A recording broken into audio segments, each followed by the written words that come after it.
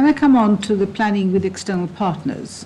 Because when it came to discussions with external partners, we understand from Sir Suma Chakrabarti that a constraint to deferred planning in September 2002 was that Number 10 had issued instructions to departments not to discuss plans for Iraq with external partners.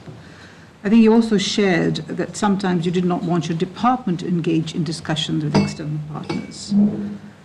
And is that the case? Well, there was the Number 10 block, and on NGOs, they were kind of queuing up to be involved, but actually British NGOs hadn't been working in central Iraq. We were in the north, and it's a much easier part to work in the Kurdish area. So at first we refused to meet with them, the Number 10 block, and then we met with them later, and they got more active and gave evidence to the select committee and so on.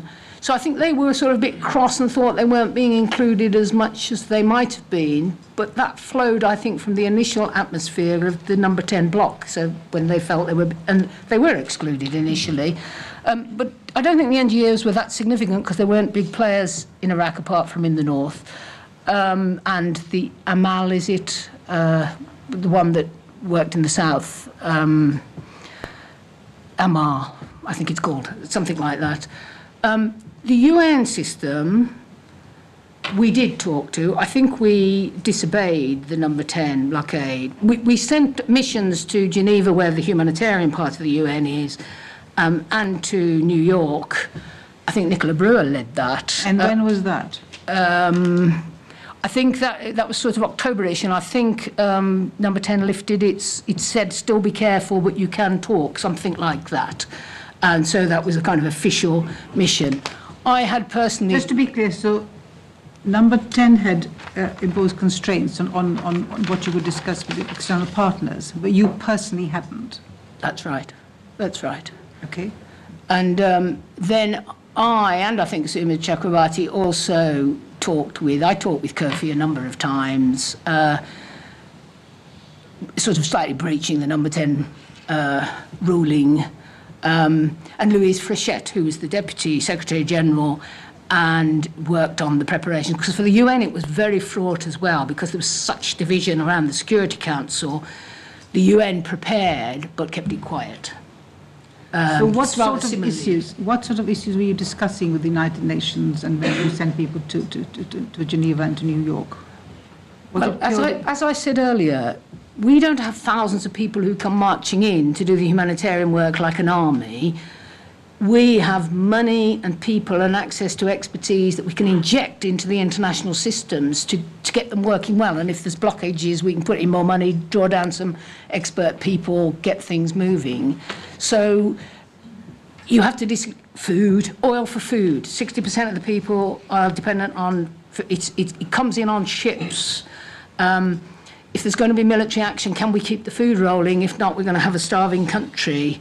What can we do if sewage and electricity and water get bombed? Have we got some capacity to do quick repairs, etc., etc.? The World Health Organization, what about the hospitals? If there are going to be injuries in the war, can we make sure there's enough drugs? Who's pre-positioning the stocks? All these kind of things. And what were the United Nations telling you about their role after the, if there was a possible military action at that stage? At that stage, it was Louise Frechette was leading it. There was a lot of work going on in Geneva, detailed work. I think they said in the November that they'd been working for a year quietly, but she'd taken it to a higher level. I mean, she was a senior person, that they were preparing for all eventualities but keeping it quiet. And that was, I think, the right thing for her to do. She was a very good official. But did they express any view about what sort of role they envisioned for themselves, the United Nations?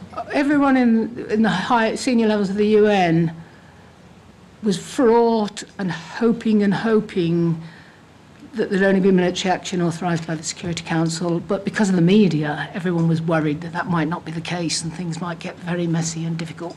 And there was this very fraught atmosphere around the Security Council, and that flows into the floor that services the Secretary General and the Assistant Secretary General. So the whole thing was tense and people were very worried. So you were trying to work within this sort of broad context where there was concern and the drumbeat outside in the media was different, and you were trying to plan with the United Nations within that broader context. Well, I knew these people well. I knew Kofi well. I knew Louise Frechette. We'd worked on other emergencies in different parts of the world. We understood each other perfectly. We were planning. I wasn't even trying. I mean, for our bit, the humanitarian bit worked. It's just all the other things fell apart. And the immediate, keeping people fed, stop not getting cholera outbreaks, fixed when it was broken, etc. The hospitals were decimated in Baghdad, but ICRC came with new supplies, and latterly, that was very bad. But you know what I mean? We did plan. We worked with the UN and so on, and the ICRC, very, very important agency. They'd pre-positioned all sorts of drugs and materials, and those tablets you put into water if the systems are contaminated, so that people could have clean water, and bladders, so you can take water from a river, if the system, all that. We did all that. My final question is, why did you accept the instructions to departments not to discuss plans for Iraq from number 10? I mean, what was your understanding of their reasoning, and why did you accept that? Well, I think the only real issue was the NGOs, and they weren't that significant. I mean, Oil for Food had something like 1,000 Iraqis employed. I mean, there was a network of people who could deliver humanitarian things, and the British NGOs wanted to be in on it all, but they weren't going to be significant players, especially in central Iraq. So we could obey on that bit. So you thought that didn't really matter? Yes, and we could talk to them later, which we did. But you continued to have conversations in Geneva and United Nations. That's right. So there was a quiet behind-the-scenes planning. Yes, and with the ICRC. Yeah, thank you. Okay, let's Thanks very much. I want to talk to you about the relations with the United States. We've heard a lot about not only the asymmetries in size between the United States and the United Kingdom, but also their very different structures of government. Who was your natural interlocutor in the United States? Well, the head of USAID was Andrew Natsios.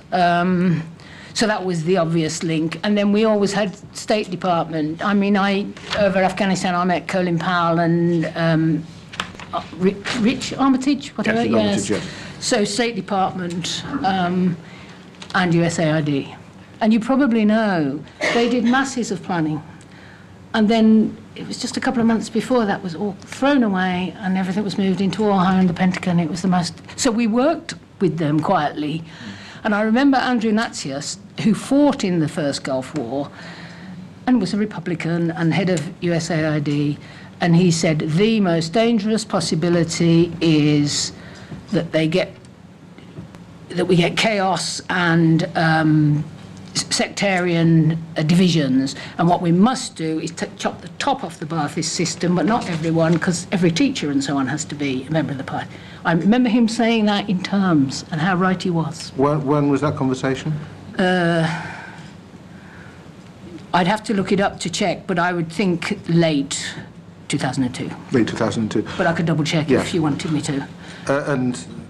As often you've anticipated my next question, which was about the shift from the State Department to the Pentagon. When did you become aware of this shift in the focus for post-war planning? I think fairly soon. There's telegrams flow, and I was a assiduous reader of telegrams. Probably number 10 would have stopped them coming if they realised. So I knew it had happened, but it was stunning. You know, the State Department had prepared in enormous detail. Suddenly, but we all knew about the divisions in the US administration and the neocons and the people in the Pentagon and so on. But to throw away all the post-war planning, it takes a bit of time to absorb the information you're getting. It's hard to believe that they would do that, but they did. And then Tim Cross was the other. I knew him from Kosovo